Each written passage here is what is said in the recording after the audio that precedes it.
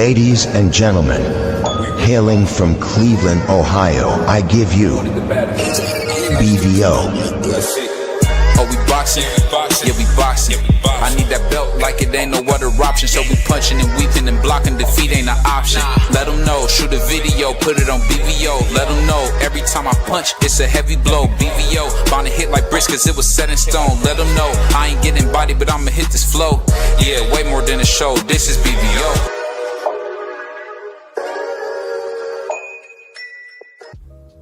On behalf of BVO Sports TV, we would like to thank our sponsor, Raycon, makers of the Raycon Everyday Earbuds, the perfect model for premium sound with active noise cancellation to block out distractions and transparency mode to keep you aware of your surroundings.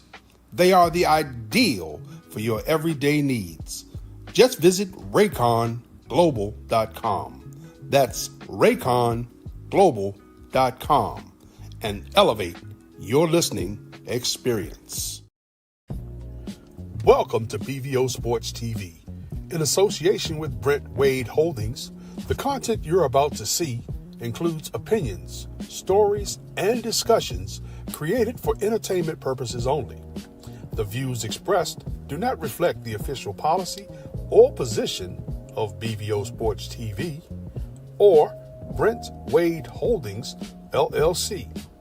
Viewers and listeners are encouraged to think critically and form their own opinions. Strike, red lightning! Give power to my mega sword! This is a sick Negro. Yo, what's up? It's your boy BBO Sports TV. We back in another video. We back. Hey, this is it's me and my Puerto Rican brother. And shout out to my man Mark making an appearance.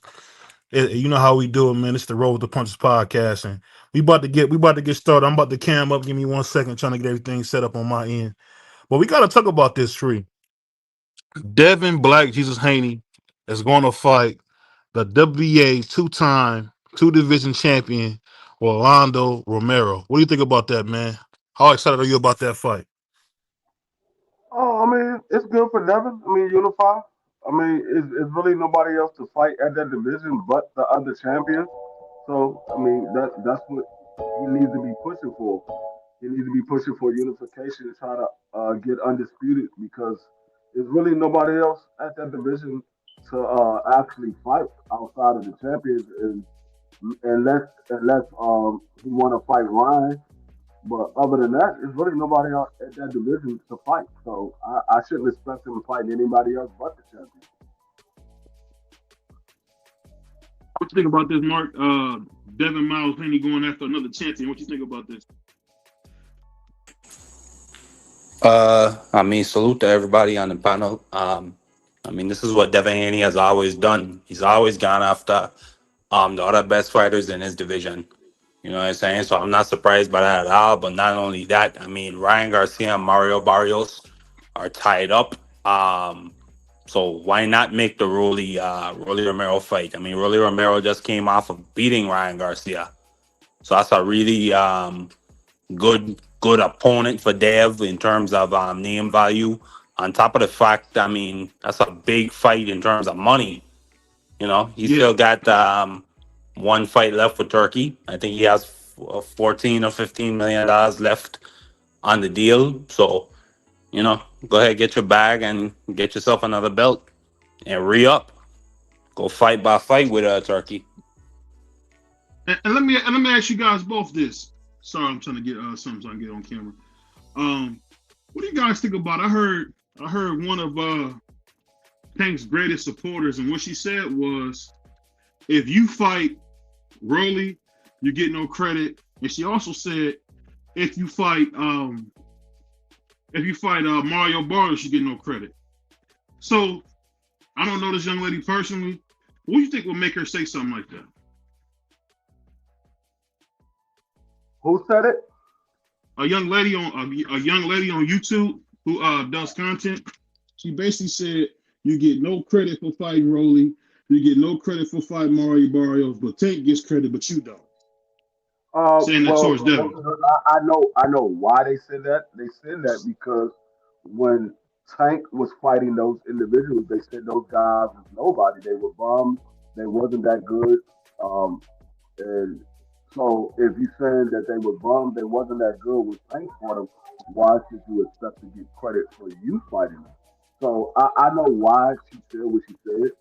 Um, but you gotta. I can't hold her against what she said because she's going based off of what came out of Devin and Bill Haney's mouth. They said those guys were bums. They wasn't that good. So Hmm. why should you want credit for somebody that you said was a bum and wasn't that good?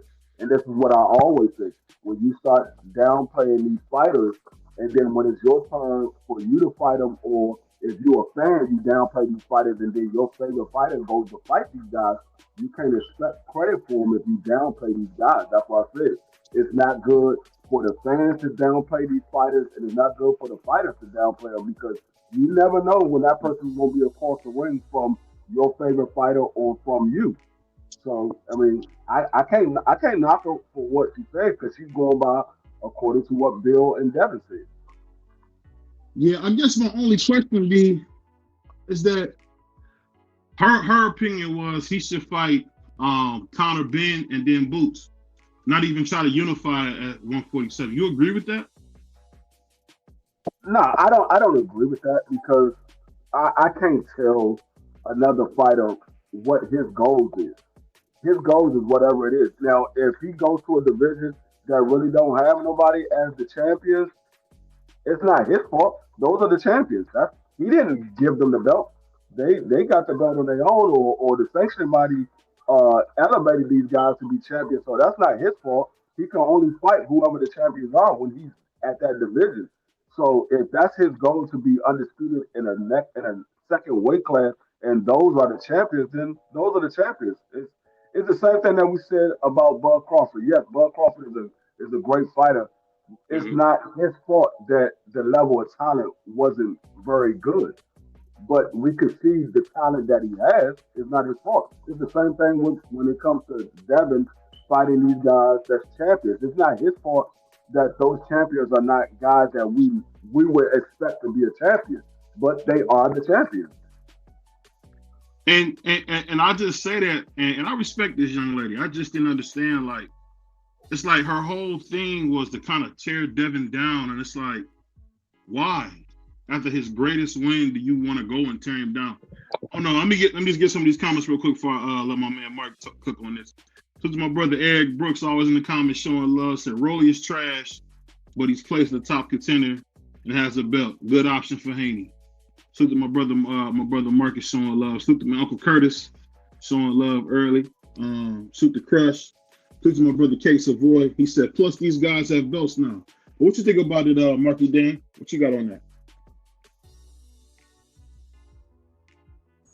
I mean, that's her opinion.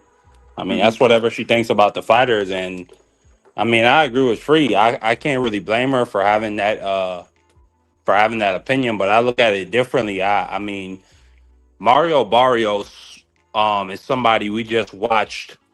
To me, I thought, I mean, he got a draw against Pacquiao. To me, I thought Pacquiao could have got that decision personally. And then Rolly Romero, I mean, if we really being honest, I'm not sure how good or how proven Rolly is yet.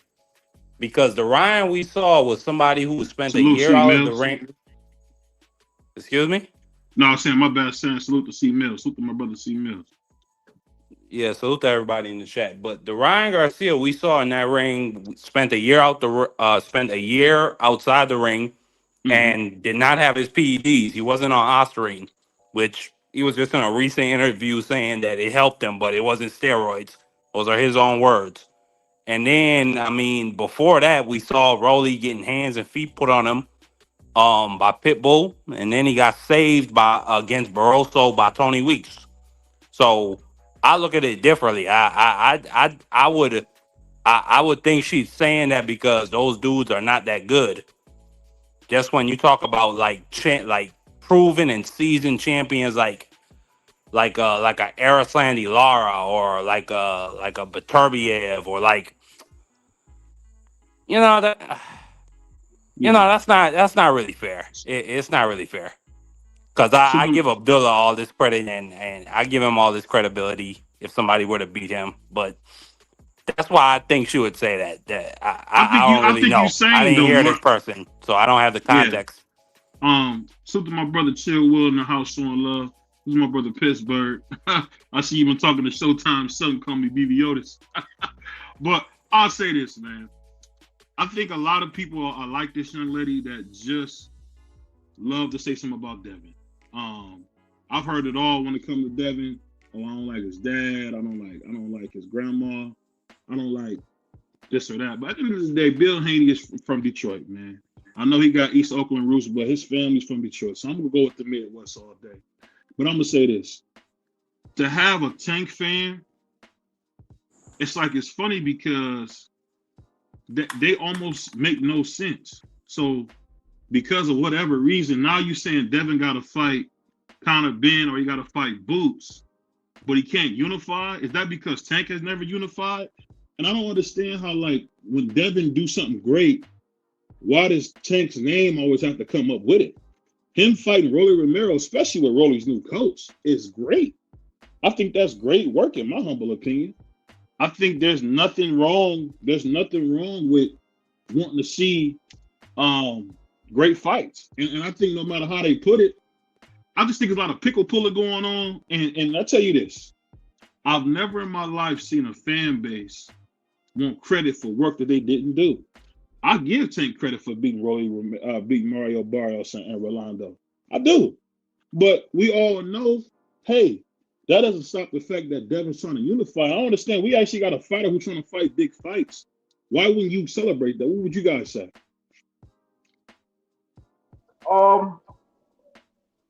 It all depends on how you look at the situation. I wouldn't say it's a great fight or even a great accomplishment being though the person that's holding the belt. But I will say that it is an accomplishment. It is something that he accomplished. So I can't take credit away from the accomplishment. I could say the opponent could have been better, but that's not his fault. It's not his fault that the opponent wasn't better. But I can't take away the accomplishment. I will always give somebody credit for the accomplishment. Whether I believe that was a better opponent or that was the best opponent, that's my opinion. But as far as the accomplishment, I will always give a person credit for the accomplishment. Like I mean, it's plenty of fighters that I don't like, but I give them credit for the accomplishment. But like I said, I wouldn't say the Rolly Romero versus Devin is a great fight. I would say if Devin accomplished that second belt, I would say that's a accomplishment on his goal that he's trying to be a two-time undisputed champion. I would give him Mhm. credit for that because that's one of his goals. So you can only give a person credit for what their goal is. He said he wants to be undisputed, and he goes and fights. He goes and fight another champion. If the champion is daggone Blair Cobb or Right. Tiger Johnson or Jack Catterall, no, the opponent is not great, but he did accomplish his goal. So I gotta give him credit for accomplishing his goal. Yeah, salute to my brother DP, man. Happy birthday, man. We still celebrating my man DP turned 71 yesterday. But shout out to DP, man. But I'll say this. I just don't understand it. And you know the thing, Free. I know my man Free try to be fair, but I think at some point we gotta be real, man. It's like a genuine hate for Devin where I mean the man just won a third belt at a third division. Like, how was there so much hate for that? And then I remember this a while back, you hear people say, "Oh, that fight." I don't know if you remember. They said that fight wasn't gonna happen. You remember that? They said, "Oh, that fight's not gonna happen. He's not gonna fight Brian Norman." Then he go in there and beat the mofo, and now he can get no credit for it. So it's just like I just say this, man, and I don't always want to just dwell on Devin. I just think that it's just a deep seated hate. I think people really, I think some people agree. Some people want to live like Tank. They want to put hands on women and hit women with pregnant women's cars and drive off and all that. They want to do that kind of stuff because how can you celebrate a man who's constantly in trouble with putting his hands on women? You can't tell me as a man you can support that. If you got daughters, how could you even support that? I mean, I could be wrong, but what are we talking about at this point? This is a constant dude. And you never hear nothing else about him. I don't hear about him going to school. I don't hear about him doing nothing else. But every time I hear something about Tank outside of the ring, it's about him putting his hands on women. This is not like, how do you defend him? What are we doing? Now you can talk about Devin's restraining order. Anybody who's ever had issues with the mother of their children, that could easily happen. But just to always praise a guy who don't like you, he tell his fans all the time, shut up and be a fan. When have you ever really seen Tank sound kind or nice or appreciative of the position he's in? You don't see it. So I guess I don't get it. He been champion at 135 and hasn't even tried to unify. So my thing is this, Market Free. At this point, what are we even talking about anymore? You know what I mean?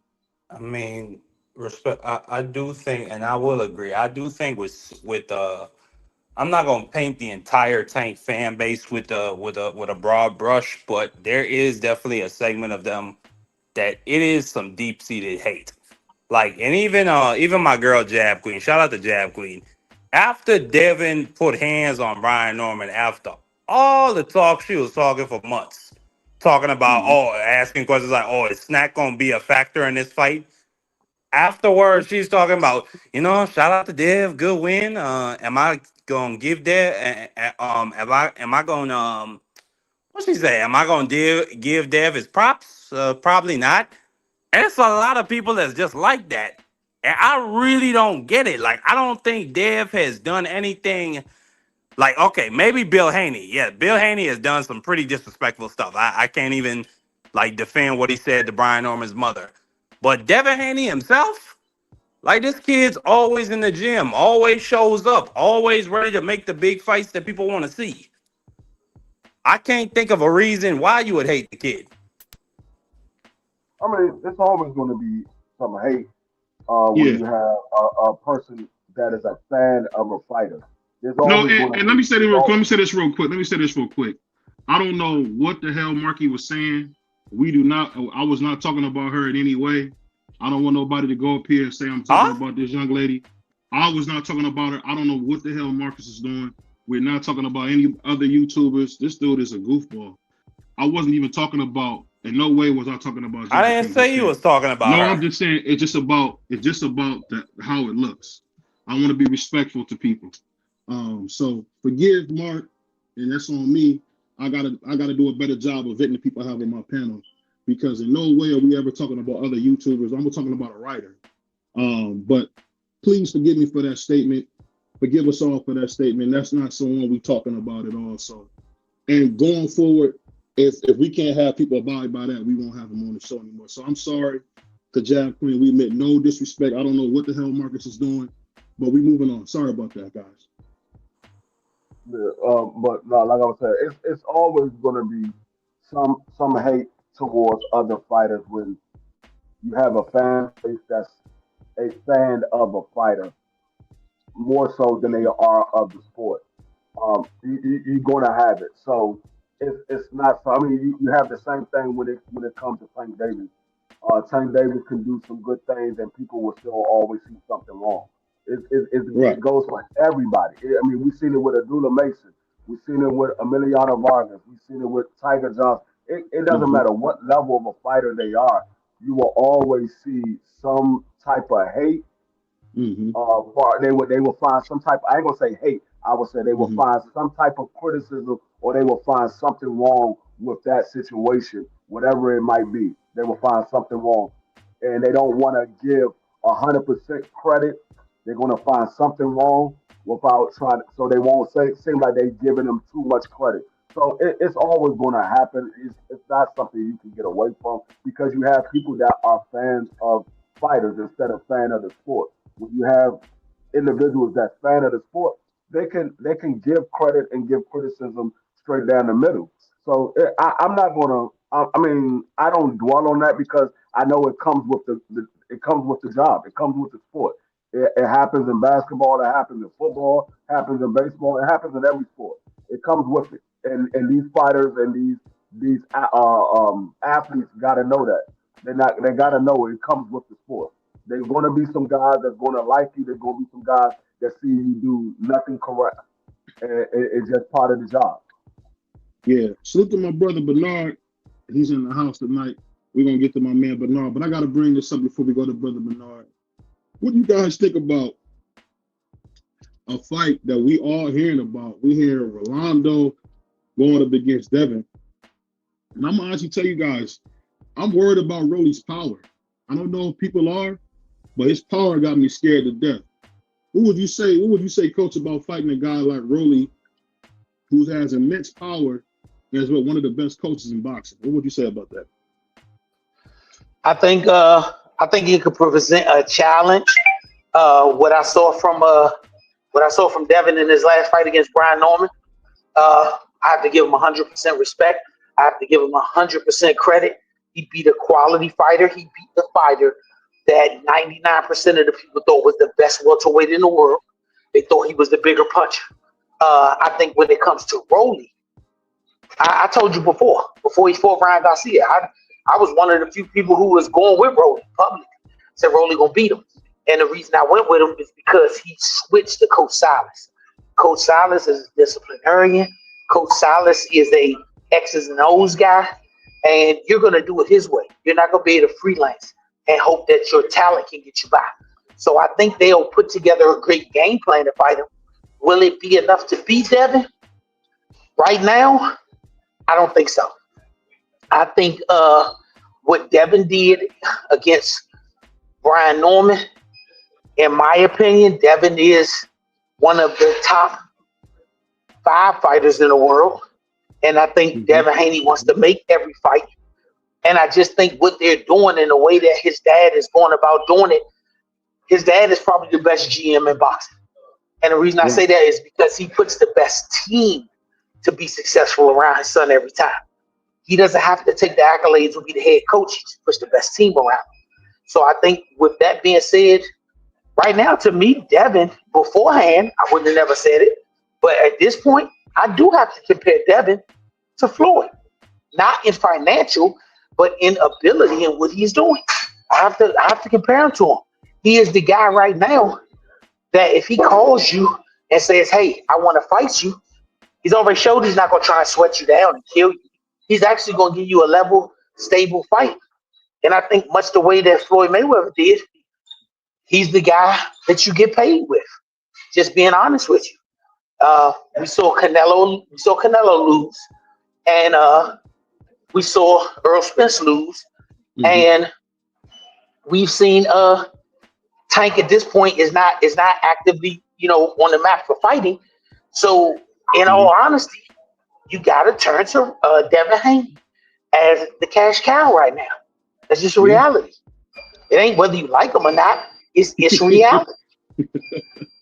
That's a fact. Salute to my man Pop, always showing love. Appreciate you, Pop. Become a member, Pop. My brother Mike Grimm, man, become a member. And salute to Vacay Bay, showing love, already a member. But I'll say this.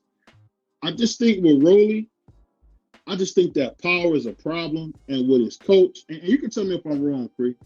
I just honestly can say there's a chance in this fight that there might be a knockdown. And I don't think it'll go Devin's way early. I think you have to let Rolly get some of that power off to really go after him. What would you say to that? That's what everybody said about the Brian Norman fight. So I think Devin knows how to deal with guys with power. This ain't the first merry-go-round with Devin dealing with somebody with power.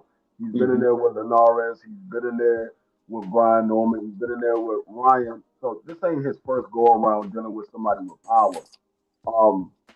I think Rolly, I would say Rolly looked a lot better in that fight with Ryan Garcia, but you could only take that with a grain of salt because I've never thought that Ryan Garcia was the greatest boxer.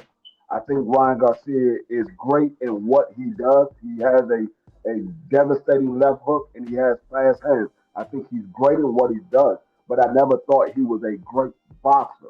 So Mm. you can only take that with a grain of salt. Rolly was able to get Ryan's respect early in that fight, and once he got that respect, he pretty much did what Devin did to Brian Norman. Mm-hmm. Devin got Brian Norman's respect early, and he just pretty much kept the lead, and Mm-hmm. he kept Ryan guessing on when was he going to throw that big shot again. So Ryan never really gave it his all because he didn't want to get knocked out, and he knew he had another fight waiting on the other end of that fight. So he didn't want to get knocked out, but he made Ryan do something Ryan wasn't intended on doing coming into that fight. So that's what I said. I take it with a grain of salt because that situation happened for that fight. That doesn't mean that Rolly's going to do that in every fight. We have to see Rolly do that on a consistent basis. We haven't seen that from Rolly on a consistent basis. So I got to look at that. Okay, that was that situation. How is he going to look in the next fight? Because we haven't seen a fight since then. So we don't know if that's what we're going to get from Rolly moving forward, or if it was just that situation. So I take that with a grain of salt. But like I said, Devin's been in there with punches, so I don't think that is something that Devin is worried about because Rolly got power. What good is the power if you can't land the shot? You can have power all day long, but if you can't land that shot, Mm-hmm. that power is no good. So we'll see what happens when they get in the ring. But I think Devin is definitely smart enough to be able to maneuver throughout that fight the same way he did with the Brian Norman fight. Yeah, I definitely agree with on some of what you said. Hey, brother Bernard, if you could do me a favor, man, you shout out my brother DP, man. He from a hole in the wall town called Cincinnati. He just had his 65th birthday, man. Can you send him a happy birthday? Man, happy birthday, good brother. Cincinnati, the home of the Bearcats, the home of where Kenya Martin and Melvin Levin did their thing at, man. So I got to give them shout outs, man. Yeah. Hey, shout out to Travis Kelsey. He went to that hole in the wall school. Shout out to Travis Kelsey. Shout out to the AARP boys. But let me say this real quick. Go Now, on, I gotta ask you this, Free, because you know Free is Mr. Consistent. Free don't change his mind. If Free said it once, it's law. But Free, when I said the same thing about Gary Antoine, I said we seen it one time. Can we see it again? You didn't say the same thing. But when I say when you tell me Gary Antoine's gonna be the same, what's not to say Rolly gonna be the same? Well, the difference between Gary Antoine and Rolly is because I know Gary Antoine. I know what he does in the gym. I don't know what Rolly does in the gym. So I can't say that for Rolly. I could say that for Gary Antoine because I know what he does in the gym. I know he has boxing ability. Everybody that's ever been in the gym with Gary Antoine, they say, no, that dude can box. Mm-hmm. So there's a difference with Rolly and Gary Antoine. There's evidence of Gary Antoine. There's no evidence with Rolly. Yo, man. Go ahead, Mark. What you think about this? Hey, man, let me say this. Let me say this about that, man. Rolly is with a coach. I agree with you on every point you made. But knowing Coach Silas, the way I know Coach Silas, that's why I went with Rolly against Ryan. He's the type of guy that he's not doing it for money. So if you ain't gonna do it his way, which is by the book, the textbook, he's not gonna fool with you. You gotta think the first time you saw Rolly do it, he was a superior underdog. He said, "I don't even think my promoter thought I could win," and he didn't beat Ryan on power. He outboxed him. And if you know Ryan from the amateurs and the pros, Ryan is a very adequate boxer. Can't take that his pedigree is adequate boxing. Devin's pedigree is adequate boxing. So when you look at that, I think what you saw from Rolly is a new version of Rolly that's always been in him, but nobody forced it. They never forced it to come out of him. Now he has a coach that's forcing it to come out of him in a gym full of champions. That's a fact. Go ahead, Mark. I want you coming on this too. Go ahead, Mark. What's the question? So my question was, when you see this fight with Rolly and Devin, who do you see winning? Because for me, I feel like Rolly's going to be very, very dangerous in the beginning of the fight, and I think Devin will have to let some of that power get off of him before he put hands on him. But what do you think? Who do I think it would be more skill in the fight? Hands down, Devin. No, I'm talking about, do you think Devin will have to let some of that power get off of Rolly before he engage? No, I think Devin Haney has the better jab. I think Dev could probably win rounds with just his jab alone if he's disciplined enough. He showed you that in the Brian Norman fight and in other fights. Yeah, I just see Devin Haney keeping this fight at the distance that he wants it to, and really just picking Rolly apart all night. I agree with Coach Hackett with what he said. I do think Rolly has improved since he got to Ismail Salas. Even in that Pitbull Cruz fight, like even yes, he did get hellaciously beat up, but you could see that Rolly was a like a better and more conventional boxer in that fight. Like to me, he had a better jab. Like he was moving, even if he wasn't moving side to side. He kept moving straight back, yeah, and that was one of the problems. And he didn't move his head. So I'm hoping that he's just continuing to improve on those little things. And with Ryan Garcia, he fought a very disciplined game plan where, to me, he didn't move his head too much, but he kept his left or his right hand up enough to block Ryan Garcia's left hook, and and that jab was active all night, so it was affecting Ryan a lot. So I do think Rolly's improved, but I don't think he has anything for Dev, and I think Dev doesn't really need to use power. I mean, he's shown you again in this last fight. He didn't use power that much. It was just occasionally Dev came with the right hand. Mm-hmm. And speaking of that, another thing I wanted to ask you guys about, we seen a great performance by Abdullah Mason. Do you think it's fair or foul that you're hearing everybody say Abdullah Mason is overrated because Sam Notes kind of put hands on him early? What would you guys? We'll start with you, Coach. What you say about that? I would say those fans haven't watched Abdullah Mason enough, because if you watch Abdullah Mason and you watch that fight, you know that Abdullah Mason wanted to prove something. You could tell by the way that he fought. He wanted to prove something. And Abdullah Mason fought a fight that he didn't have to fight. Abdullah Mason chose to fight on the inside because his jab was knocking Sam Noakes' head back the entire fight. He could have stayed on the outside, used his jab, and picked his shots. He chose to show people, hey, I can get down and dirty as well. I can fight on the inside as well. And Abdullah Mason proved to people that he had a chin, because the one thing that we kept hearing, oh, Sam Noakes can punch. Sam Noakes can punch. I don't know if Abdullah Mason gonna make it out of this fight because he can punch. Well, Sam Noakes hit him multiple times on the chin, and Abdullah Mason didn't look like he was phased at all.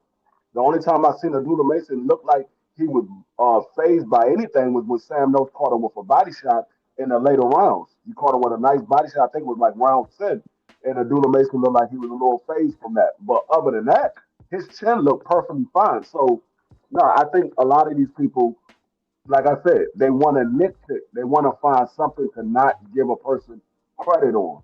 So, I mean, I believe Abdullah Mason did something that he shouldn't have did, because he could have made that fight a lot easier.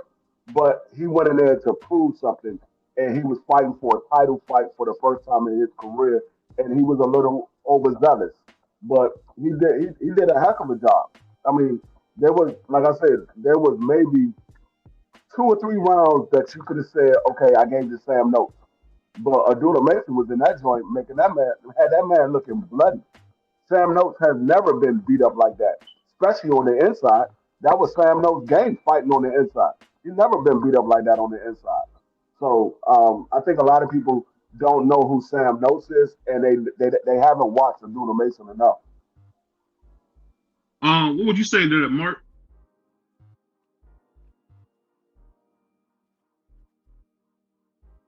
Can you hear me? I hear can me, hear you. Mark? I can hear you. I don't know what happened to Mark. He gonna Hey, mute. Coach, you there? Oh, I think Yes, Coach might sir. have called. Yes, sir. No, so what do you think about that? Did you hear the question? Yeah, I think that I think Abdullah Mason, quite honestly, for his first 12-round fight, he fought that fight. I hate to say it, he fought it perfect. His first 12-rounder, he was going against a grown man in his prime. Abdullah Mason ain't even hit his prime yet. He ain't nowhere near his prime. But he knew his definitive attributes were better than Sam Noakes' definitive attributes. He was smart enough to use size when he knew that this may be a fight where I have to revert to boxing late in the fight. I look at what Jalil for Pete Dobson. Jalil only had 8 fights, period. And he going into a 10-rounder. I said, Jalil, you got to put the first 7 in the bag because you don't know what your body going to tell you on the back end. And for a young fighter going for his first one, I think he fought the way that Big Girl used to tell us when we were all young. Don't fight to win. Don't fight not to lose. And that's what Shawty did. He fought to win.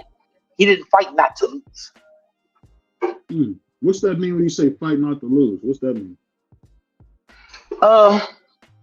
If you ever see a fighter that fights so well, but everything is just 100% defensively and safe, and they want to say, I did enough to win. If you hear a fighter say, I think I did enough to win, and that's the first words out of his mouth when he gets the loss, he went in not to lose. He didn't go in to win. I used to be a person that said that about Devin a lot of times. But this last fight, I saw Devin fight to win. I didn't see Devin run. Devin fought at close to mid-range. Close enough to be hit, but use his ability not to get hit and be able to counter. Where usually you see Devin fight at long range. I can't hit you, you can't hit me. I didn't see Devin attempt to tackle. A lot of times I thought he was the best linebacker. I saw him actually look for stuff. So to me, I just think that when we were told that young, that ultimately meant don't fight to hold something that you ain't got yet. I already got the win. I'm the favorite to win. So all I got to do is just make it to the last bell. No, fight like the other dude is the champion, and you got to take it from him. That's what fighting to win and not fighting not to lose. So let me ask you guys this. This is something that kind of came across my desk late. What do you guys think about the WBO that said that they want to make a pathway for Anthony Joshua to become the champion and get a title shot?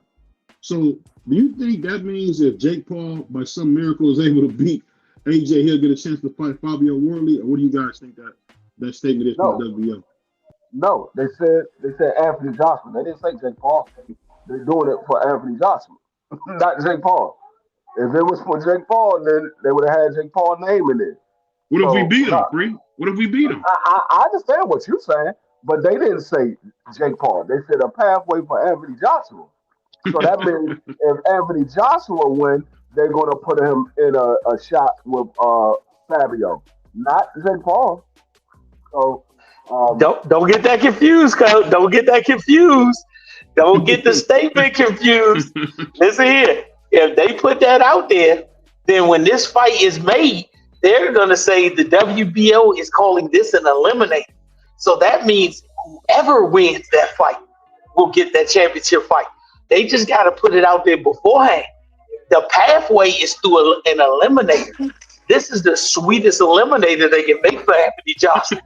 If they make this an eliminator and Anthony Joshua get clipped, guess what the legal team for Jake Paul will do? They're going to say, I get a championship shot because you all said that this was an eliminator. Remember, they got to announce eliminators beforehand and everybody love making these special belts. Yeah, I mean, he's going to have to, his legal team going to have to do that because They not looking to put Jake Paul in there with Fabio. They looking to put Anthony Joshua because they know it's more. Well, I ain't gonna say it's more money fight with Anthony Joshua because Jake Paul does Spoke bring to a niggas crowd. showing love. Jake Paul does bring a Yeah, crowd. But if they make it an eliminator, that means whoever wins the eliminator. but that's if they make it a If eliminator. I don't know if if I they was make a it. I don't know. heavyweight, if I I was don't know if one they of make them it an eliminator. heavyweights, if I was one of them heavyweights ranked in the WBO and they actually did that, I would sue. I'm dead serious. Why? You You can't let this sue for guy step that. over me? Yes, I can. Yes, I can. This dude has never been If in you the like give, WBO if you like rankings. giving away money, you'll sue, but you will not win. There's no way you would win. And then why would you sue for something that was done by the organizer, meaning the boxing organization? Because now you basically castrated yourself out of being in their rankings because they could drop you the very next day and say you weren't in our rankings. Hey, Yeah, I'm gonna have a case for you mental gotta. anguish. All that y'all made me wait. I'm putting in all this work all these years. I'm paying You all gotta this money for these understand. These camps. sanctioning bodies make their rules the way they make. They could say, "Well, Jake Paul is not ranked in our sanctioning body, but AJ is. That's why we made it for AJ, not Jake Paul." They I mean, can't do an See, eliminate. They can't do an eliminator like that. I They don't know have if a that, rule in there. No, they but have a rule. They that's That's the cannot what make I'm an thing. saying, eliminator coach. like that. But that's They the can't thing. make an Is they eliminator making like that. no? But what I'm saying is they making it eliminator, or they just saying we no, the making a fight to the pass? eliminator. The fight to eliminator. No. Okay, okay. You Yeah. said, What? Yeah, wow, yeah. wow. Once they mandate something in an eliminator, both Mm-hmm. fighters in the fight are the ones that can do the eliminator. The only way that changes is there is a weight class that's being fought in, and one of the two don't make the weight, then only the other guy can win the option to fight the champion. If the guy who didn't make weight wins the eliminator, he still doesn't get the opportunity. Well, Yeah. based off of that statement, and based off of what y'all just said, y'all just told me that it's an eliminator. That further lets me know Jake Paul is going to sleep that night. He's going to sleep for sure. He's going to sleep I for would Hold sure. agree. on, hold on, man. Jake from He's going to Cleveland, sleep for man. sure. He from Cleveland, man. Why are you saying this, man? He from Cleveland, man. That's a fact. But let me ask Man, you this. Go ahead. Joshua might mess around, put his hands down, and get hit on the chin, man. We've seen it before. Yeah, I hope he do. But let me ask Yeah, you guys this. he might. Go ahead. No, I'm saying yeah, he might. But let me ask you guys. I don't know if y'all can see the screen, but we got one of the best fighters in the world, El General Emiliano Vargas. What do you think about him pushing for this Gary Antoine fight? Can he stop Gary Antoine, or need more time? He can stop if he see him at the bus stop and ask him if he need a ride. That's the only way he can stop him. If Antoine hit, man, look here, bro. You know the Vargas people. You know I'm cool with the Vargas family. Yeah. You know, but we gonna keep this shit understood, and we gonna keep this shit respectful.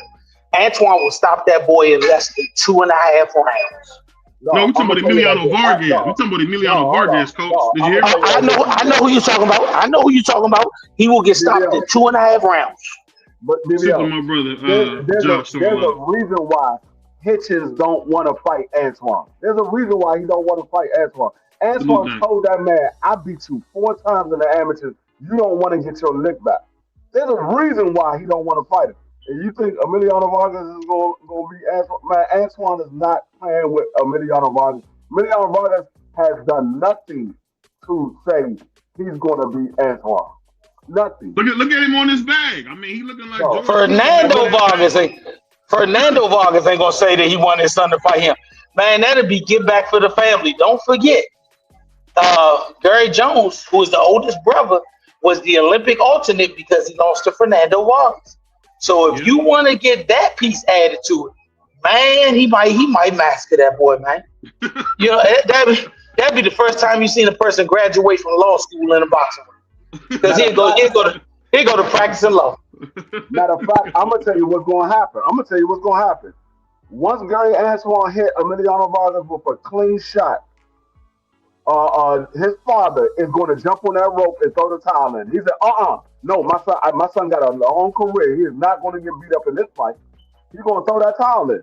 He's not going to let Emiliano get beat up. He's never even been down, free. I don't care nothing about that. But he's been hit. And he will get hit constantly by Gary Antoine. Do you see him on his bag? You see him on his bag, man? I don't need to see him on his back. I know. I said, do you see him hitting his bag? That bag is doing less work than what Gary Antoine would ever do. That bag is just hanging there. Gary Antoine ain't gonna be hanging there. Gary Antoine gonna be throwing punches back. So you think Gary Antoine would step to Emiliano in the middle of the ring like a man? When have you seen Gary Antoine not step to somebody?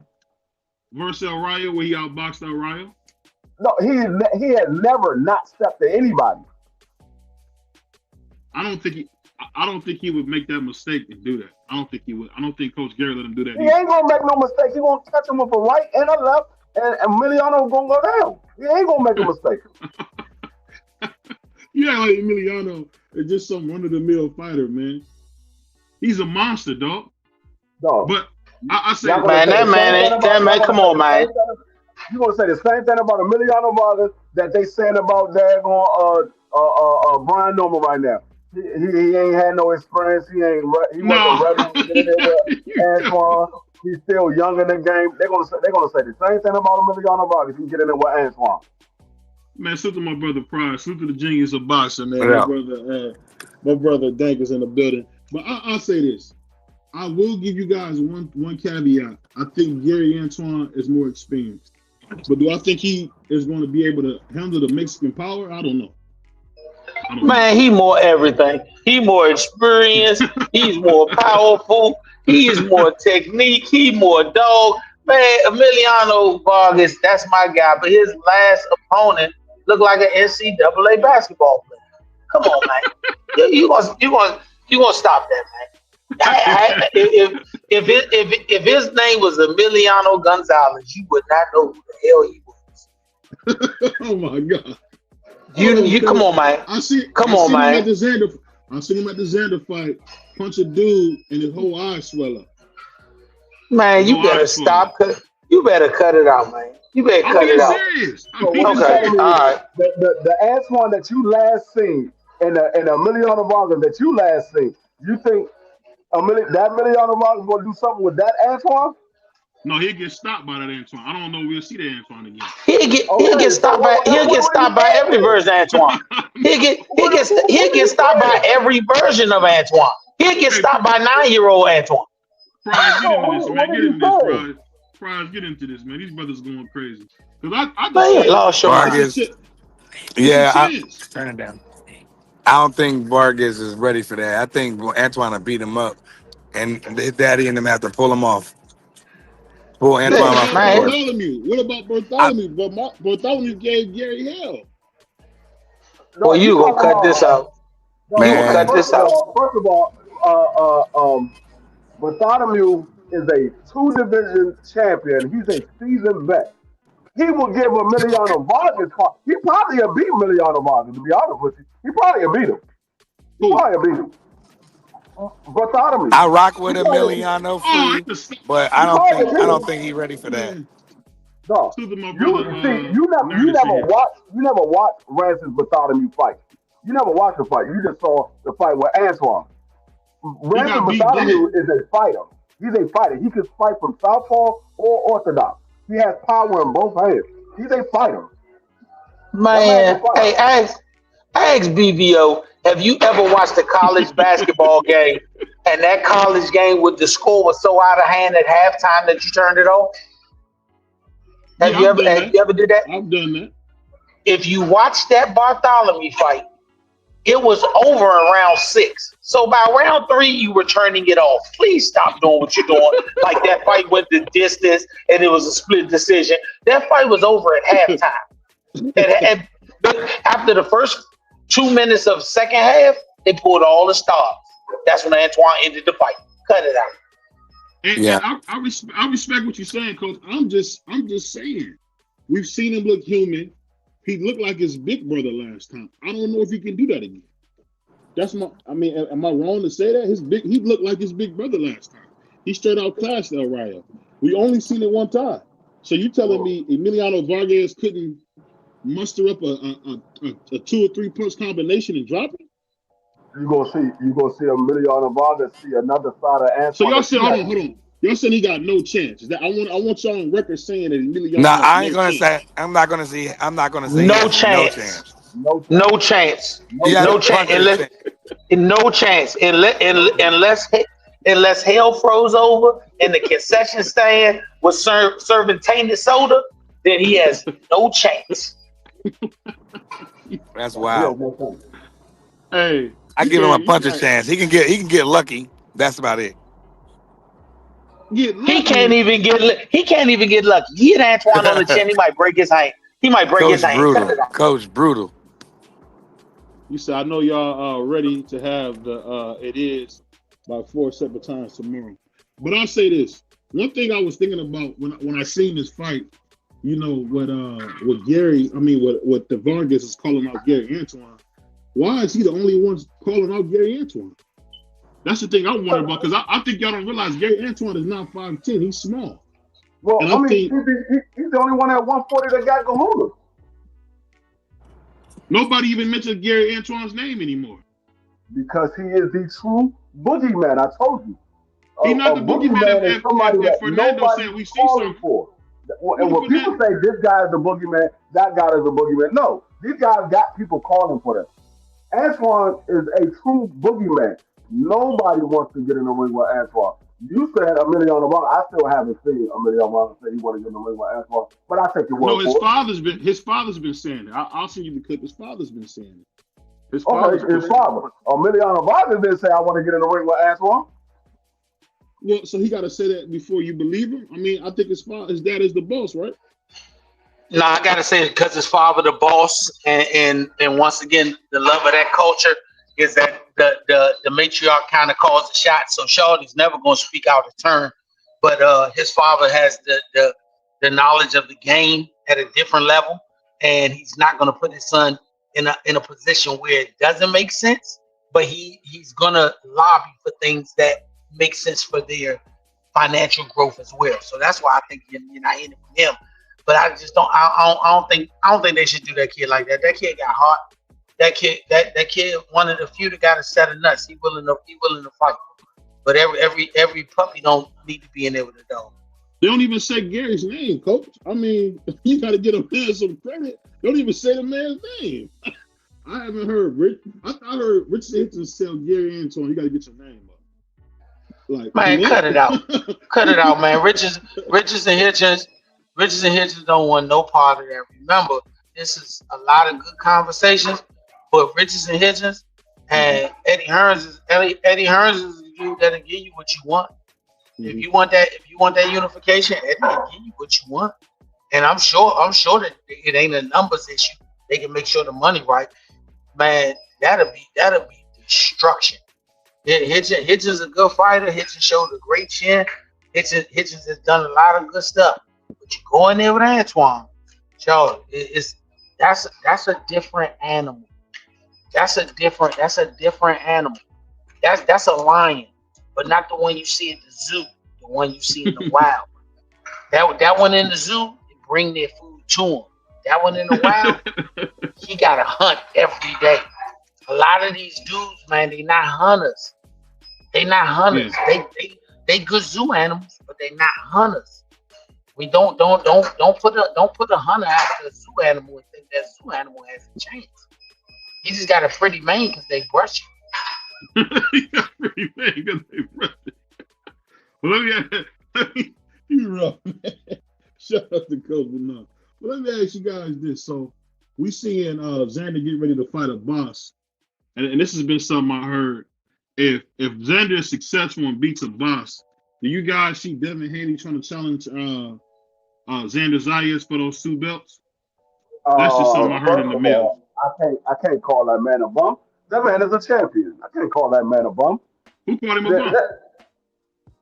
You said he about to fight who? A boss. Oh, I thought you said he about to fight a bum. No, his name is a boss. A boss. Oh, yeah. Oh, no. Oh, y'all thought I said a bum. Oh, no, I said I thought you said he about to fight a bum. I was like, hold on, I can't call that man a bum. He's a champion. No, I wasn't saying that. No, should Devin call out Xander Zayas? if Xander beats a boss, should that be a fight that he try to go for? I mean, Don't make sense. It don't make sense. Why call out Xander Zayas when you got 3 belts right there that you can unify?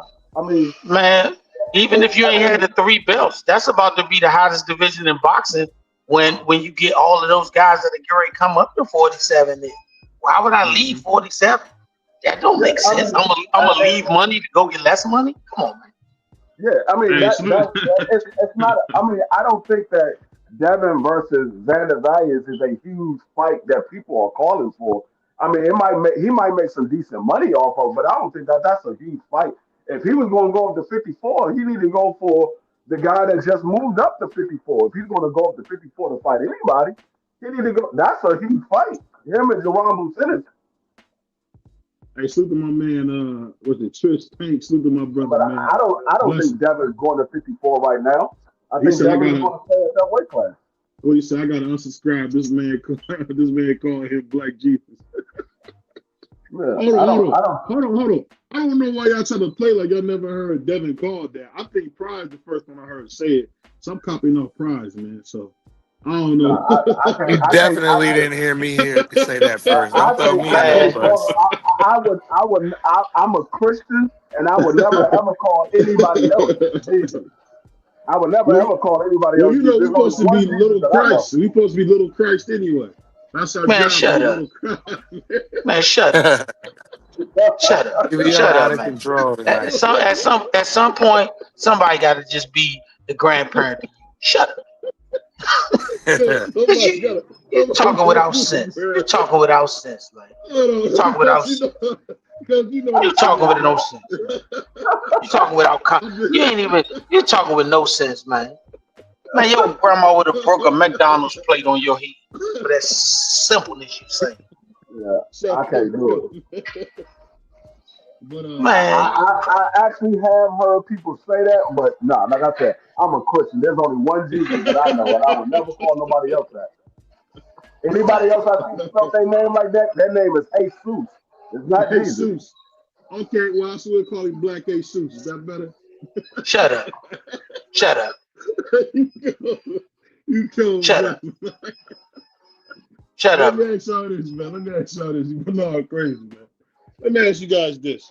So speaking of that, I know people were, we was having some fun with it, but if AJ, I think he'll probably stop Jake Paul, to be honest. So when he stopped Jake Paul, how much money do you think he'll probably give Worley to get that fight? I think he should give Worley like 10, 15 million and make that fight happen. What you guys think?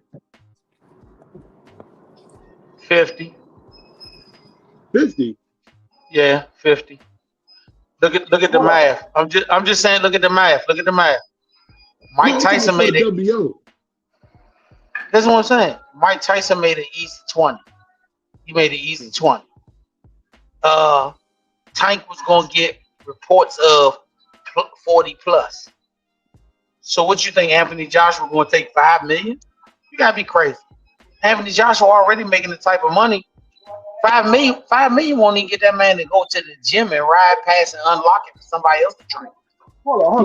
What was the question again? Because I might have heard it wrong. What was the question? No, my question was, how much money do you think Eddie Hearn and Joshua will probably offer Fabio Worley? Because I think Joshua gonna stop Jake. How much money do you think he would offer Fabio Worley to make that fight?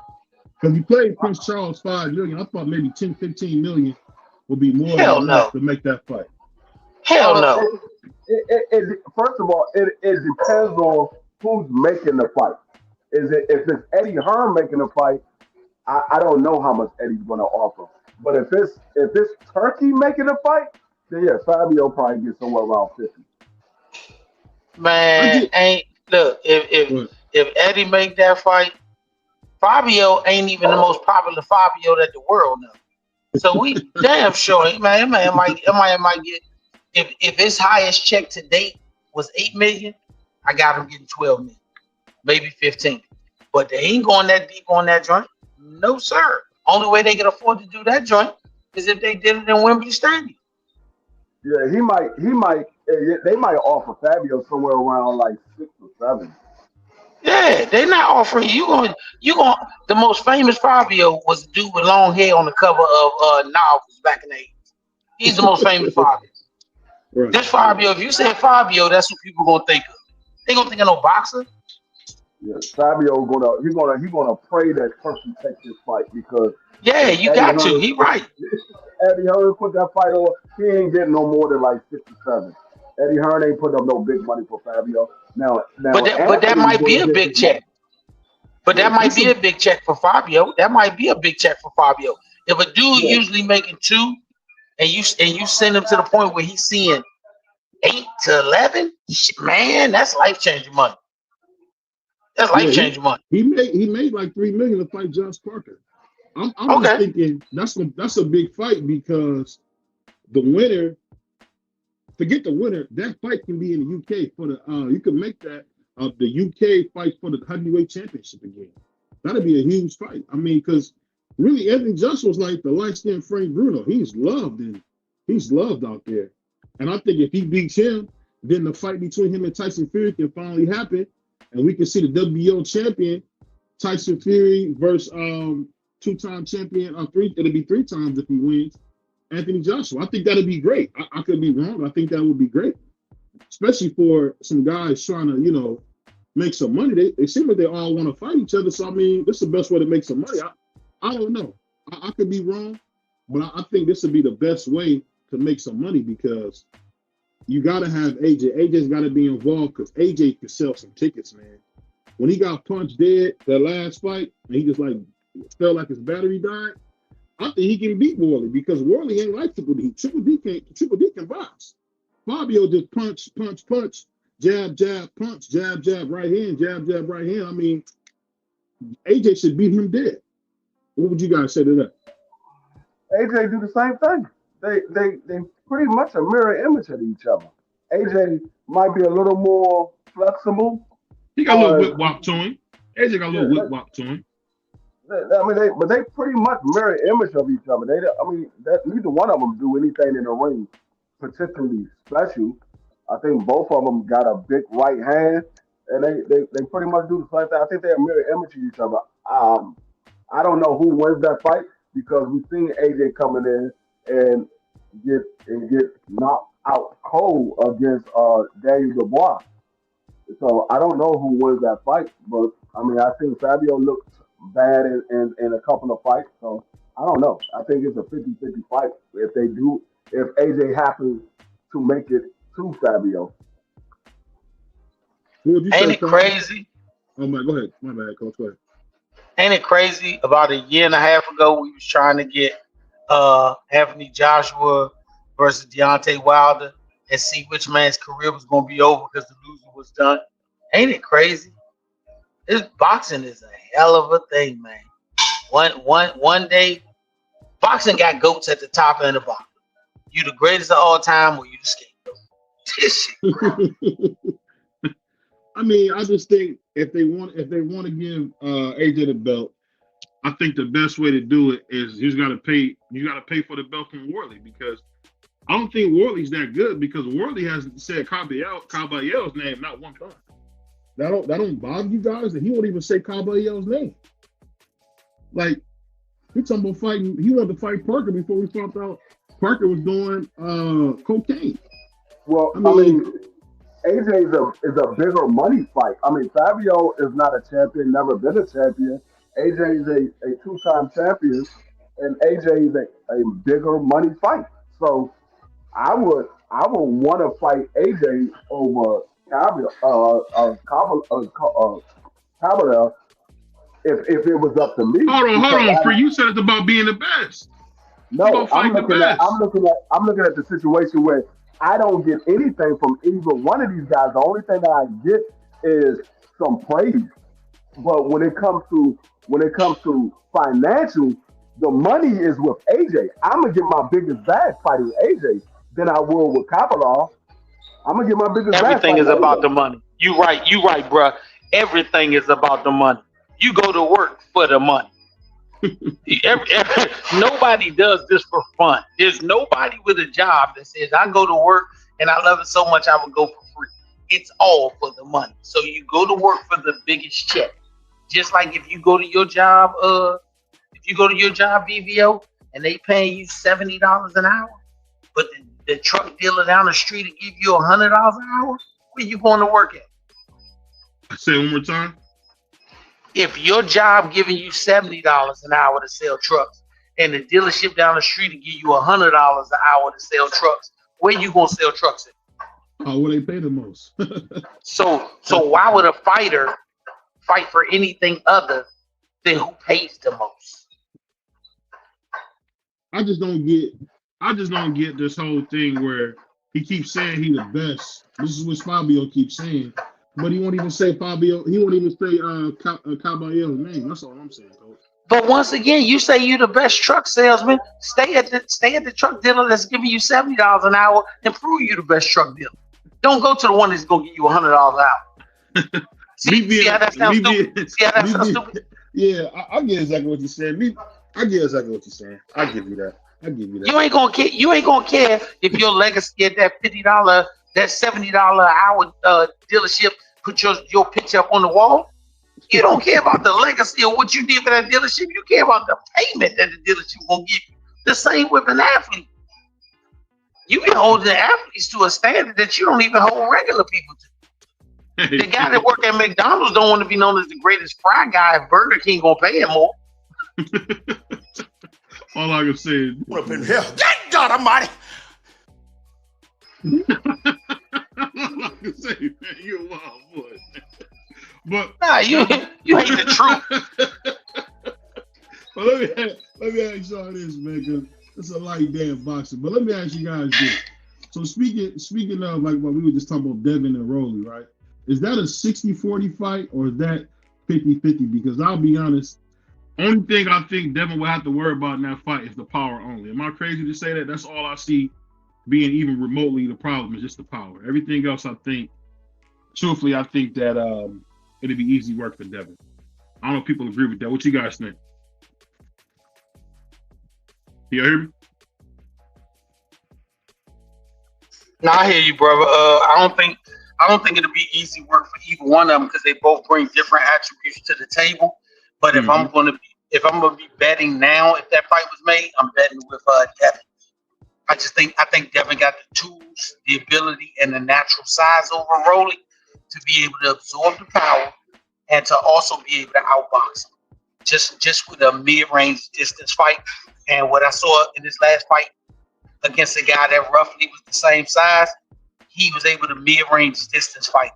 And if he can do that at mid-range distance fight, even the best Rolly can't make up his height and his length. So I do go with Devin as the favorite in that fight. I go with Devin too. I think Coach, I think he'll do the same exact thing that he did to Brian to Rolly. I think he'll just beat him up that I way. can go with you. I can go with you on that. I don't have no problem with that. He probably just jab him, bust him up, beat him up, lump his eye, lump his face, and go ahead and unify. Why not? Yeah, I think if he lump him up, he gonna get him. I think that. Wait, bro, I'm sorry. Yeah, I got it 70-30 Devin. I mean, what I saw from Rolly, if he's able to do that in a Devin fight, he has a chance. But I still believe that Devin is a much better boxer than Rolly. He's a much better boxer than Rolly. So I don't give Rolly a high probability of winning that fight. So I would say it's probably somewhere around 70-30, maybe 80-20 chance that Rolly wins that fight.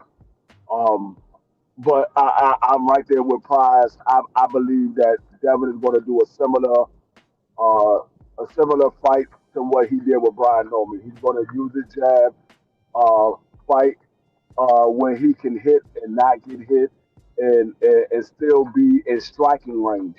Rolly, the one thing that I haven't seen from Rolly, even though he did look good in the fight with Ryan, Rolly's ring IQ is not that great. His ring IQ is not that great. So we know Devin is well, I ain't gonna say we know. We believe Devin is much smarter than Rolly in the ring. So I would think Devin will be much smarter than Rolly. that night. But I mean, anything can happen in a fight. But I just don't give him a lot of probable of winning that fight, a higher probable of winning that fight. Yeah, my man Josh said I want to see Wilder versus Jake. That'll probably be a good fight, but Wilder would be too serious and might mess around and knock Jake out. So I don't know. That's a good fight. But you know what? I'll take that back. Wilder is not the man he used to be. That probably would have been a good fight. But I'll say this. He said Devin knocks Rolly down Rolly more than once because Rolly will keep coming the exact same way and keep getting dropped. See, I don't see that with Rolly. I just think Rolly's a better fighter than he used to be. And I think with Coach Bullitt, people don't believe me when I say this. I think it was a mistake to be so much friends with him because it just kind of ruined how the fight should have played out for them guys because they was too close and your coach can't be your fan. That's just one thing I gotta say. Coach can't be your fan. But I'll say this. I definitely want to see that fight. Big shouts out to Devin for becoming a WBO champion against a very worthy opponent.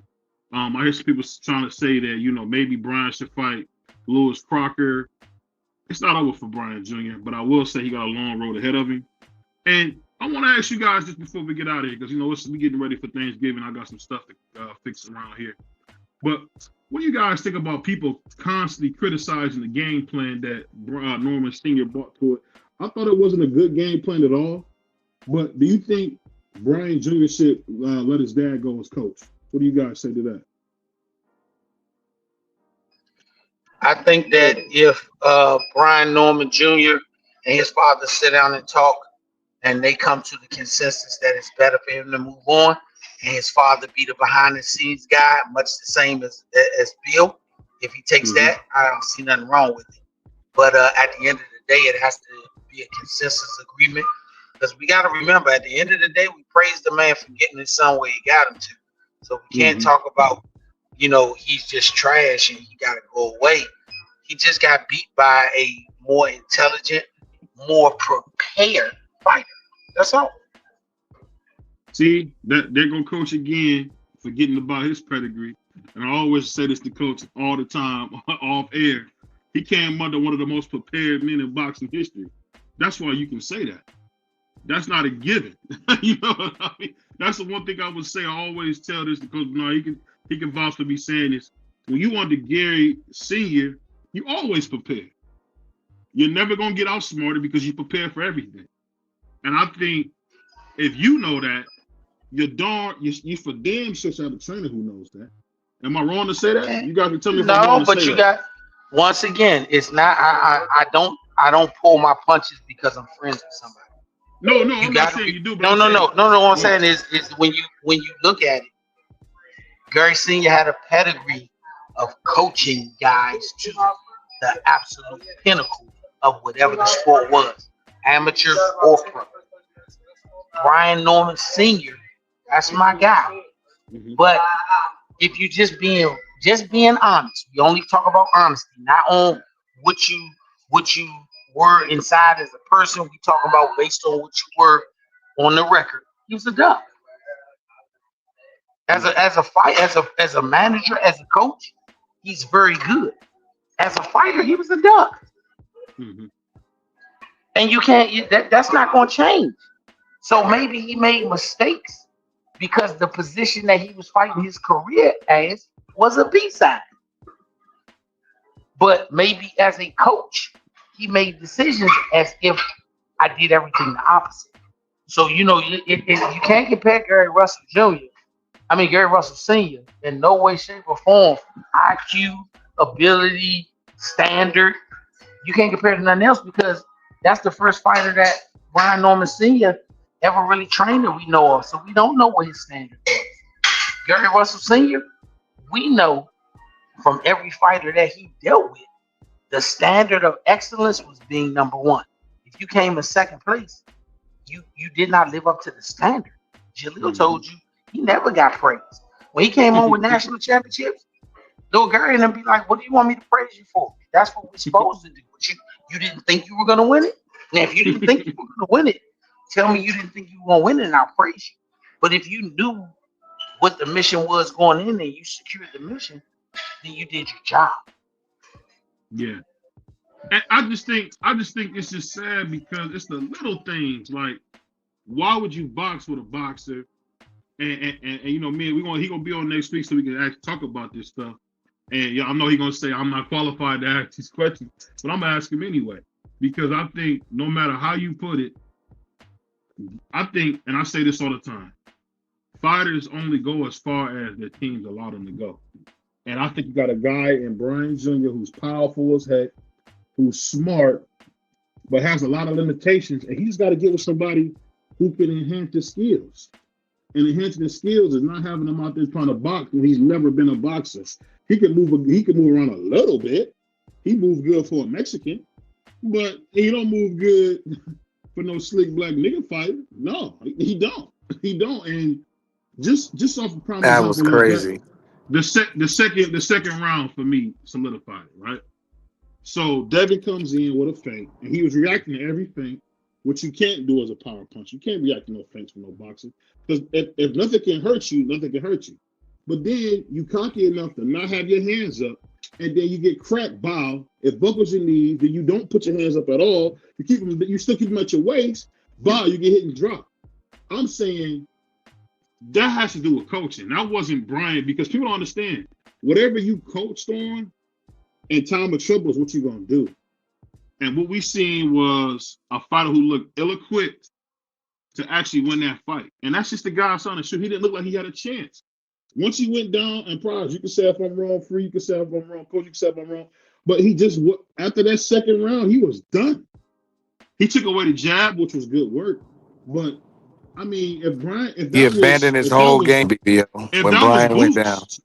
And I got to say this on live in living color. If that was Boots would have really stepped on the gas and got him out of there. That's the problem. You see what I'm saying? And I think sometimes you got to be able to say, just like I say with T.O. T.O. Senior needs to let his son go to somebody else. I was excited about him going with Eddie Reynoso. Sometimes you got to get a different look, because I've always been a huge fan of Gary Russell.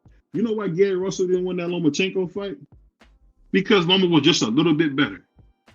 Not because he wasn't prepared, not because he didn't know what was going on, because Loma was just a little better. You see what I mean? I can live with that. You know what I mean? But no, I can live with somebody just a little better.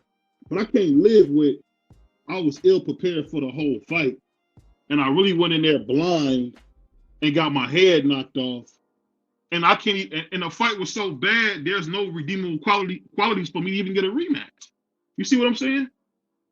That's the type of stuff I'm saying for fighters. You can't have it as a fighter. You can't have it to where you look that bad that I can't even say you need a rematch.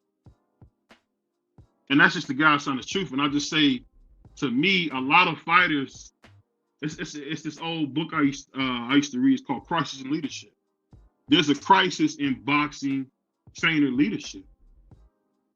A lot of these guys are nothing more than somebody who put a towel on and can smoke a cigar. And you can tell me if I'm wrong, Coach. That's what it seemed like. A lot of these guys either strength and conditioning coaches, or they some dude who got a little cheese that said they want to train now. You know what I mean? So that's kind of how I look at it. What about you, Coach? I believe Coach dropped off. Oh, he dropped. I believe he dropped off. Yeah. That's kind of how I see it, man. I feel like, hey, you can tell me if I'm wrong. I feel like a lot of these guys don't be having the right coaching with them. Yeah, I can dig it. On that note, nah, man, like it's probably me. I'm driving down North Carolina, so I know I'm going in and out. Oh no, so I'm driving as well. Oh yeah, but like I said, we weren't gonna be on long today because it's the holiday. It's all good. We're gonna be back Monday. So salute, man, everybody for coming through. Again, I want to apologize for what Marky said, and no, in no way will we talking about we never speak about YouTubers on here. And that stuff can't happen, man. So salute to everybody, man, that's supporting the channel. And it's your boy, BBO Sports TV. It's your brother Prize. It's your boy D3. Yeah. And we'll see y'all on Monday, man. We're going to enjoy our holiday, y'all. Peace. Peace.